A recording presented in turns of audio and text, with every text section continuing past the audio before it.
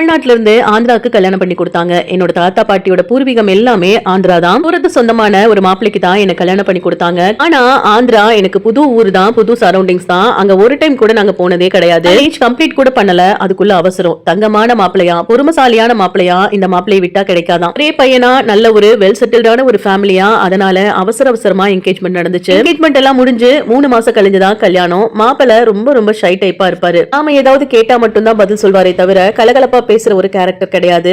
என்கேஜ்மெண்ட்டுக்கும் கல்யாணத்துக்கும் இடையில 3 மாசம் கேப் இருந்துச்சு. அதுல நாங்க எதுவுமே பேசிக்கவே இல்ல. ஏன்னா மாப்பிள ரொம்ப கூச்சமான ஒரு டைப். பேச மாட்டேங்கிறீங்கன்னு கேட்டா என் பையன் ரொம்ப ஷை டைப்னே சொல்லி சமாளிப்பாங்க. நல்லபடியா கல்யாணமும் நடந்துச்சு. ஆந்திராக்கே போனேன். ஆந்திரால போய் என்னோட கல்யாண வாழ்க்கைய நான் ஸ்டார்ட் பண்ணேன். கல்யாணத்துக்கு அப்புறமுமே அப்படித்தான், முகம் கொடுத்து கூட பேச மாட்டாரு. லைட்டா ஒரு ஸ்மைல் தான் இருக்கும் அவர்கிட்ட. மத்தபடி வேற எதுவுமே எதிர்பார்க்க முடியாது. மாமியார் கிட்ட கேட்டா அவன் ரொம்ப கூச்சமான பையமா, போக போக எல்லாம் சரியாயிரும் அப்படின்னு சொல்லி சொன்னாங்க. தாலி கட்டின தாலியோட ஈரம் கூட காயில 3 நாள்ல மாப்பிள்ள காணாம போயிட்டாரு. அதாவது என்னோட கணவர் மாயமா மறைஞ்சிட்டாரு. பொண்ணு கல்யாணம் பண்ணி போறது தனக்கு வர்ற லைஃப் பார்ட்னரை கொண்டுதான் கல்யாணம் பண்ணி போறா. அவரே இல்ல அப்படிங்கும் போது அந்த வீட்டுல எனக்கு இருக்கவே சுத்தமா பிடிக்கல. தெரியாத ஊரு, புது முகங்கள் அப்படின்னு ரொம்பவே பயமா இருந்துச்சு. அழுகிற 2 நாள் தொடர்ந்து காணோம். என் வீட்டுல அம்மா அப்பான்னு என்னோட உறவுக்காரவங்க கிட்ட எல்லாத்துக்கிட்டயுமே சொல்லிட்டேன். எல்லாருமே ஆந்திரா வந்துட்டாங்க. 2 நாள் ஆயும் காணோம், 1 வாரம் ஆயும் காணோம், 10 நாள் ஆயும் காணோம். அதுக்கப்புறம் தான் அவங்க வீட்டுல சொன்னாங்க, ஏற்கனவே ஒரு பொண்ணை காதலிச்சான், அந்த பொண்ணை எங்களுக்கு பிடிக்கல, அதெல்லாம் மறைச்சுதான் உங்க பொண்ணை கல்யாணம் பண்ணோம், உங்க பொண்ணை கல்யாணம் பண்ணி நல்லா வாழுவான்னு நினைச்சோம், ஆனா இப்படி பண்ணிட்டு போயிட்டான்னு சொன்னாங்க.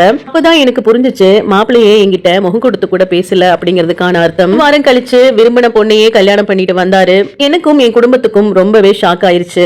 அதுக்கப்புறம் பிரச்சனை பெருசாகி பேசி தீர்த்து எல்லாம் முடிச்சு என்னை என் வீட்டுக்கே கூட்டிட்டு வந்துட்டாங்க. நல்லா படிச்சுட்டு இருந்த என்னை கல்யாணம் பண்ணி கொடுத்து 3 நாள் வாழ்க்கையில என் கல்யாண வாழ்க்கையே முடிச்சு விட்டாங்க அப்படின்னு தான் சொல்லணும். கல்யாணம் பண்ண அந்த மாப்பிள்ளை என்கிட்ட வருத்தம் தெரிவிச்சாரு. இந்த மாதிரி உன் வாழ்க்கையை நான் கெடுத்திருக்க கூடாது அப்படின்னு சொல்லி சொன்னாரு. நல்ல நண்பர்களா கடைசி வரைக்கும் வாழலாம்னு சொன்னாரு. எல்லாமே சரிதான். கல்யாணத்துக்கு முன்னாடி போல்டா அந்த பொண்ணை நீங்க கல்யாணம் பண்ணிருந்தீங்கன்னா என் வாழ்க்கை கெட்டு போயிருக்காதே அப்படிங்கிற ஒரு வார்த்தையை மட்டும் நான் கேட்டுட்டு அந்த வீட்டுல இருந்து நான் கிளம்பி என் வீட்டுக்கு வந்துட்டேன். என் வீட்டுக்கு வந்து என்னோட படிப்பை கண்டினியூ பண்ணேன். என்னோட கல்யாணத்தை பத்தி இதுக்கு மேல யாருமே எதுவுமே பேசக்கூடாது அப்படின்னு ஸ்ட்ராங்கா ஒரு கண்டிஷன் போட்டுட்டேன். எனக்கான மாப்பிள்ளை, எனக்கா பிடிச்சவர் வரும்போது நான் கல்யாணம் பண்ணிக்கிறேன் அப்படின்னு சொல்லி என்னோட வாழ்க்கையை நான் வாழ ஆரம்பிச்சேன். இப்ப கண்டினியூ பண்ண, நல்ல ஒரு ஜாபுக்குமே போன, நல்ல கை நிறைய சம்பளம், என்ன புரிஞ்சுக்கிட்டு என்னோட வாழ்க்கைய நல்லபடியா கொண்டு போறதுக்கு ஒரு வாழ்க்கை துணை வந்தாரு. நான் கல்யாணம் பண்ணிட்டு சந்தோஷமா வாழ்ந்துட்டு இருக்கேன். காதல் வருதுங்கிறது இயல்பான ஒரு விஷயம் தான். எல்லாரோட வாழ்க்கையிலுமே காதல் அப்படிங்கிற ஒரு விஷயம் வரும். ஆனா அந்த காதல்னால மத்தவங்களுடைய வாழ்க்கையை எந்த சூழ்நிலையிலும் பாதிக்க கூடாது அப்படிங்கிற ஒரு விஷயத்தை தான் இங்க நான் ஷேர் பண்றேன். காதலிக்கிறீங்களா, போல்டா கல்யாணம் பண்ணிக்கங்க.